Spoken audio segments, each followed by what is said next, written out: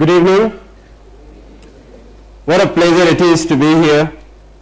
Thank you, Manohar, for inviting me here in front of an audience which is full of energy, enthusiasm, and that spark in their eyes, which is what you are looking for when you say joy of engineering.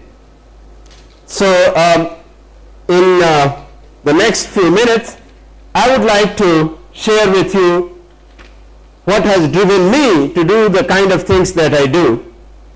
I have been doing at Indian Institute of Science, and one thing which has been in plenty is the joy of doing it. And I guess that's why Manohar invited me here.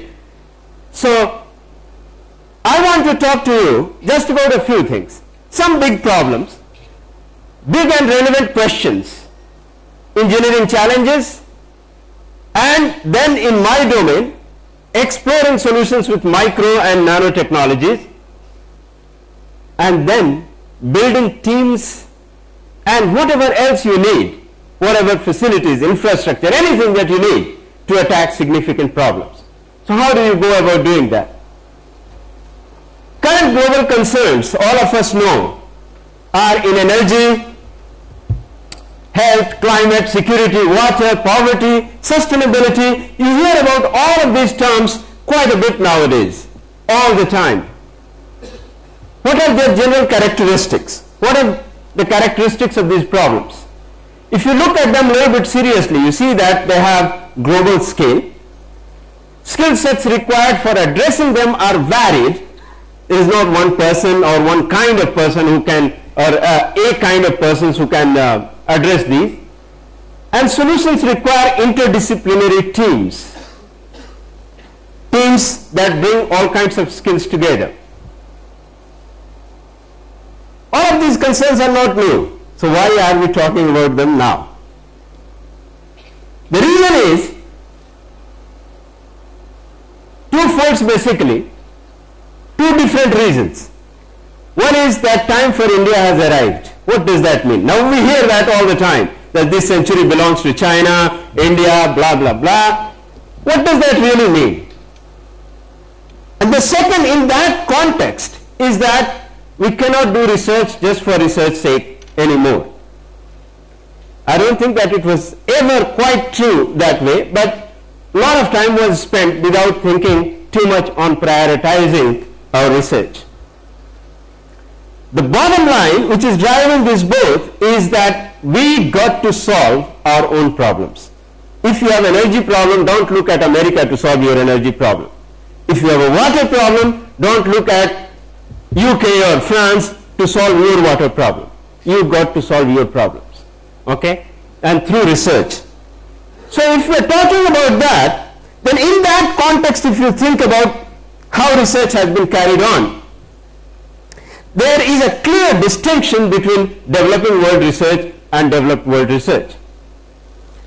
Developing world, almost linear model that we have followed, government funding to research institutions publish research papers. Indian Institute of Science is no exception. That's what we have done. And this is not India-centric. I have talked to colleagues from Brazil, Argentina. As a matter of fact, I gave this talk once in a UN forum, and that's when all those colleagues came to me and said that this is very true. This is what we have been doing. That's what is wrong. Compare that with developed world research. There also funding comes for research to research institutions. Yes, it does. Then it goes to research papers and technologies. Not just research papers.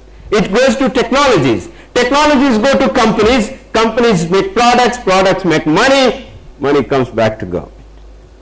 And then you have a cycle in which you can exponentially grow.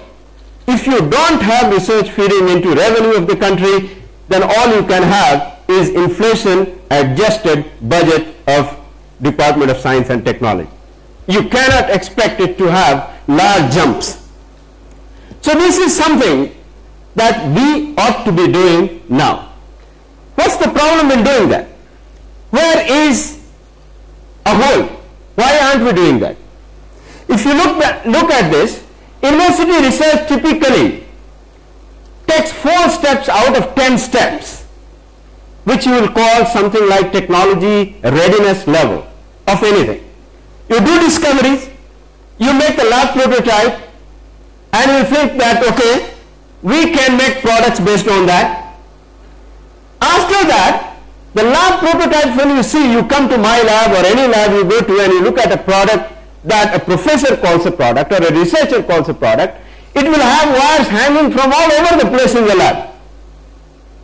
And that's a lab prototype, far from being a commercial product. Most Indian companies, there are exceptions, and we are so happy that exceptions are growing. Most Indian companies want products here. It's ready-made. Give it to me, I want to produce it. Give me a blueprint. If you can give me the cast also. I just cast the material and that's all. Okay? That's where most of our companies have worked in that mode. And therefore there has been very little effort in doing this part, which is the most crucial part in developing new products. This development, which takes tons of money and tons of time and tons of engineering skill. This cannot be done in universities, and your companies aren't ready to do it. Most companies. So as a result, what happens? Here is the ladder, a trained researcher or engineer. Here is where the money is, the steps are broken. And that's what we are trying to address. But how do you address this? Manpower is just one part of it. Money, big money. I'll give you one example. A MEMS accelerometer, an area that I work in, micro electromechanical systems. MEMS accelerometer was prototyped at Stanford University in 1979. Okay? It took 15 years, $500 million by Analog Devices to come up with the first commercial product in 93 that went into cars for airbag inflation. Okay? So that's the kind of effort which is required in that middle segment, and that's what we have to squarely now address. If you are in research, you will realize all research agencies here say that, okay, so where is the product? Give me the product. Research agencies are asking, give me the product. And even for lab prototype, whatever money you need, there is a committee that will keep cutting down your money and say that no, take only half and do it. So this kind of mentality has to go away. You have to recognize that these things require huge amount of investment. Bite the bullet, go for it, do it. Don't just pay lip service. So if you look at all the examples of societal concern that I told you, just take some examples. Health and disease. This was done with molecular biologists, cell biologists, structural biologists, all of this. What did it do? It basically, predominantly, you have a biological viewpoint in that entire area. Engineers were not to be seen in that area. Now it is changing, radically changing. That whole field is changing because other people are getting involved, engineers are getting involved. Same is the case with any of these areas you look at, because the way we have handled it, because the way we have approached it as silos, we have created problems for ourselves. So now there is a paradigm shift. The paradigm shift is that all these kinds of distinctions that we used to have, departments, science versus engineering, pure versus applied, various kinds of departments, if you look at all the problems that I showed you of significance, they require all of these together. So you have to make that disappear, all these distinctions to disappear, and work together in teams